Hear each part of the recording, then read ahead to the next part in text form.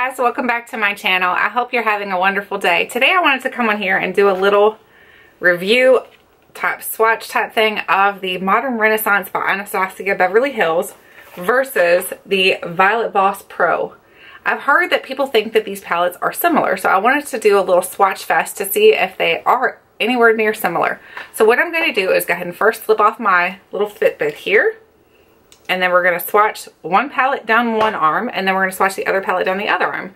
We're just going to do finger swatches today, just because I know that I've already done a complete swatch out of the Anastasia palette doing brush and finger swatch.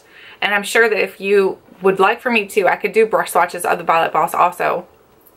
But I'm just going to do finger swatches because we're just comparing the colors, honestly. We're not comparing like if this is a good pigmented palette or whatever. We're just trying to see if these two palettes are similar.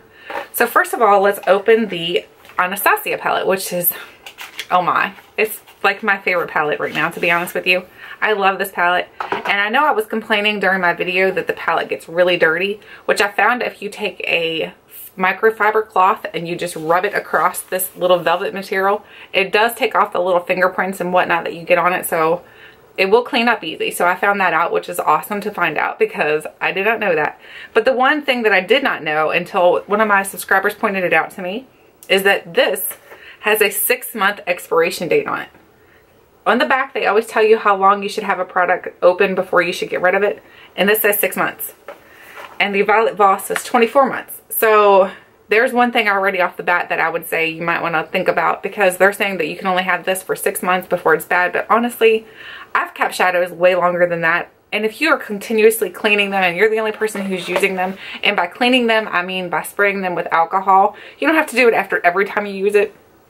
But I would recommend spraying your palettes with alcohol like maybe once a month or something like that, just to keep contamination down and everything like that. You can do it every time. There's nothing wrong with that either. But I just take a little bottle and a little spray bottle and put some 91% alcohol in it, and then I spray my palettes because I know that keeps them sanitized and keeps them ready for the next time. So I don't have to worry about if I do happen to have an eye infection and not know it, then I'm not going to continuously get that eye infection, if you get my drift. So anyway, we're going to open up the Anastasia palette and we're going to do finger swatches. I just threw the brush on the ground. Thank goodness we don't need that. So we're going to do finger swatch of this entire palette down this arm here. So we're going to go completely down, and you'll see my arm is nice tan line there. So maybe we'll go on the inside. We'll try to do it on the inside. We'll see how we can do the inside swatches. They're better anyway because there's no hair, and I know people complain about that on other people's videos, that there's hair on this side of your arm and that kind of interferes with the swatches. So we'll swatch it on this side because there's no hair. So we'll swatch that way. So let's start with the top row here. We have Tempera, Golden Ochre, Vermeer, Buen Fresco, I think that's how you pronounce it. So there are the first 4 shades here. So now we're going to swatch them going down the arm. 1, 2, 3, 4.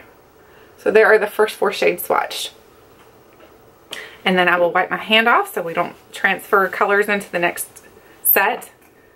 And then we stopped at Buen Fresco, so now we'll start at Antique Bronze, Love Letter, Cypress Umber, and Raw Sienna. So Antique Bronze, Love Letter, Cypress Umber, and Raw Sienna. So there are those 4 colors swatched on my hand. And then we're going to take those down my arm.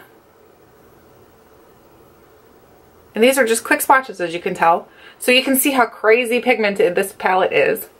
Because I'm not doing like a fantastic swatch of making sure that it's nice and lined up or whatever. I'm just trying to show you the pigmentation and the color, so then we can do a color range to see if these colors are similar once you swatch them, because I have an opinion on it, but I'm going to wait until the end to tell you my opinion on this. So now we're going to start at Burnt Orange, Primavera, Red Ochre, Venetian Red. So Burnt Orange, Primavera, Red Ochre, and Venetian Red. So there are those 4 colors swatched, and we'll take those down my arm. So hopefully I'll be able to get this in the whole complete screen here, because it's a lot of colors here going on already. Can you see those colors?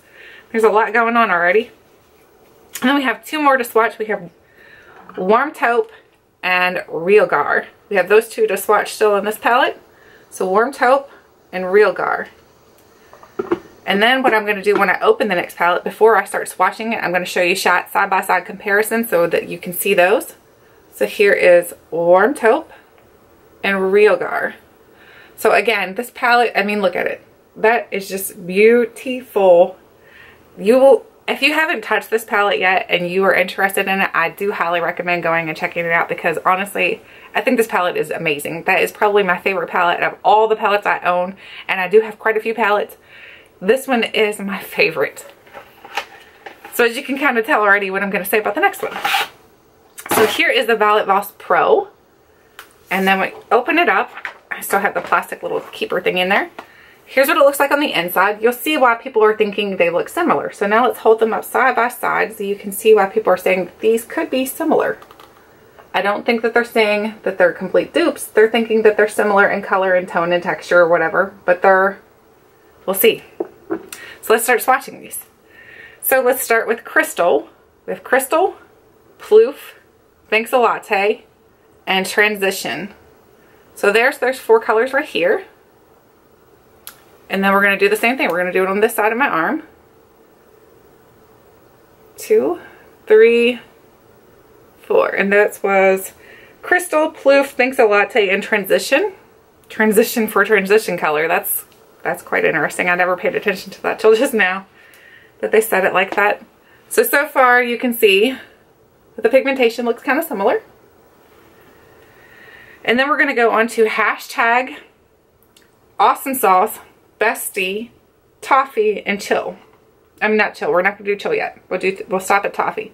So hashtag, Awesome Sauce, Bestie, and Toffee. So here are these 4 colors swatched. Look how pretty this orange is. That orange is really, really pretty. I do like that. That looks really nice. Again, I don't know if you guys know or not, but my son is going off to UVA, so I'm hoping that I can use those burnt oranges and oranges for games down near UVA. So there are those 4 swatched. So again, do you see how so far their colors where people are thinking they might look similar, but they might not? So now we're going to move on to Chill, How You Doing, Bat My Eyes, Cool Beans, and we'll stop there. So we're going to start with Chill, How You Doing? That reminds me of Joey from Friends. Bat My Eyes, and Cool Beans. Cool Beans is a phrase I used to use a lot when I was growing up, so I'm familiar with that phrase. Here's, I'm sorry, where are we at? How you doing? Bat My Eyes. No, wait, no, that was Chill. How you doing? Cool Beans. Wait, no, are we messing up here? So there was Chill, How You Doing, Bat My Eyes, and this is Cool Beans. So there's Cool Beans. So again, here's the color swatched. So the pigmentation looks amazing compared to each other, right? That's what I'm saying. I think people are, I do love the Anastasia palette a lot. So now we're going on to So Jelly. No, wait, Are You Kidding Me? So Jelly, On Fleek, and Brownie Points. So Are You Kidding Me? So Jelly, On Fleek, and Brownie Points. So here are these 4 colors swatched on my fingers, and then we'll swatch them down my arm. Hopefully we don't run out of space here, y'all. We're running out of retail space. And there we go. So there's 4 colors swatched. So again, you can see why people are thinking these are very, very similar. What do you think? I have an opinion. I'm waiting. So now we have Teddy Bear, Glamping, Cranberry Splash, and Wine and Dine. Teddy Bear, Glamping, Cranberry Splash, Wine and Dine. Wine and Dine is very rough feeling. It's got a tough texture to it.